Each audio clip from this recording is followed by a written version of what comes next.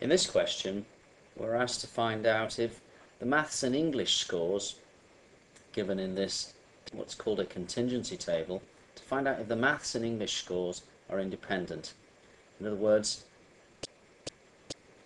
if you get a score of A star in maths, will that have any bearing on your score in English? Now, the table you've got is a contingency table, and this shows the observed values. We need to set up a table to compare with these observed values of values we might expect if they are independent. And you're shown in the course how to calculate those values. However, the calculator can do it for us. And in this example, we'll use the calculator to work out our expected values. Notice we have observed values. Our calculator will get the expected values. Now we're asked to carry out a chi-squared test at the 5% level of significance. We first of all need to test the hypothesis that the grades achieved in maths and English are independent. And it's very important to show that you understand and can state the null and alternative hypotheses. And clearly, the null hypothesis states that maths and English grades are independent.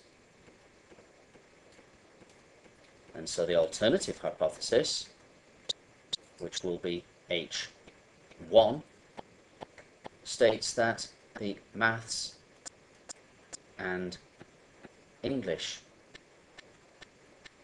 grades are dependent. Now, our calculator can help us with the calculation here, so let's go straight into menu, and on run, press execute, and that offers us the matrix button there, F1, and we're going to input the information we have in this table into the matrix A. So we need to state the dimension of that matrix, so we press F3. Now the dimension of the matrix is how many rows does our matrix have? It has 3 rows. And how many columns does it have? It has 3 columns.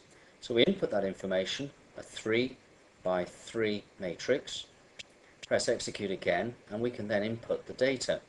First item is 15, working across, then 30, then 15, then 33, then 105, then 102, 27, 65, and 108. Now we come out of that menu function and we go to the stat menu where we'll carry out a test. Press execute. We want to press the F3 button because we want to test some data, and the test we want to carry out is the chi-squared test, CHI for chi-squared. Press F3, and as you can see then we have the data that were required. Now it is possible to go back to the matrix B and copy down the expected data, but at this point I'm looking to get the answer, so I can move the button down to execute and calculate, and I get an answer of chi-squared, which has compared my observed and expected data, gives me a chi-squared equal to 18.9729167, which of course is 19.0 up to 3 sig figs.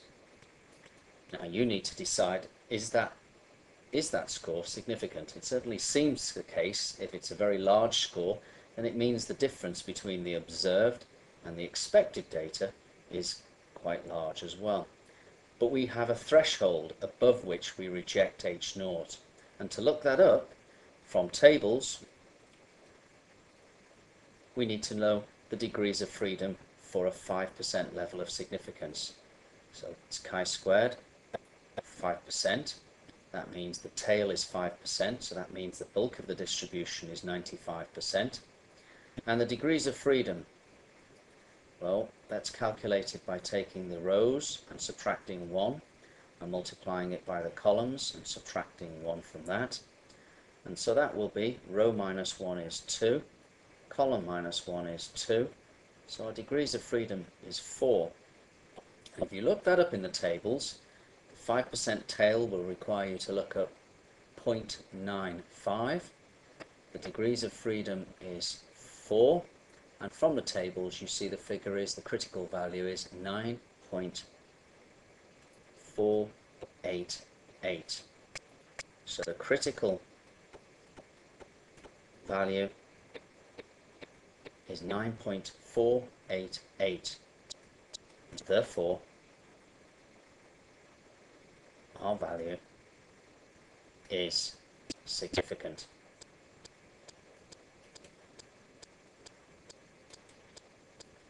We reject H0. Now it's not the only way you can use your calculator, because there is another figure given there. We've been given the probability of getting a chi-squared value of 18.97, or 19 in our case if we round it off. And the probability of having a chi-squared value greater or equal to 19.0 is rather low. It's 0.79563, taking that probability figure. Now that is very low indeed. It means the probability of achieving a chi-squared of 19, if H0 is true, is as low as 0.0007. Now our probability at the point at which we reject H0 is when the probability goes less than 5%. This is less than 5%, which is our limit. Of course, 5% is 0.05. So it is significant, and we reject H0. It's important to note here, two ways of doing it produce slightly different situations. If the understanding, you're struggling with that, notice the chi-squared figure, if you then look up in tables, you need to look up the 0.95 figure with a degrees of freedom 4, you get this critical value, and our value was bigger than it, so we rejected H0. The other strategy was to look at the probability. The probability was very low. It was much lower than our 5% value. The chance of getting this score was much lower than our 5% value, and so that's what caused us to reject the null hypothesis. Two different ways of giving a conclusion, but you will need to explain those conclusions. But as you can see, most of the information can be gained from the calculator.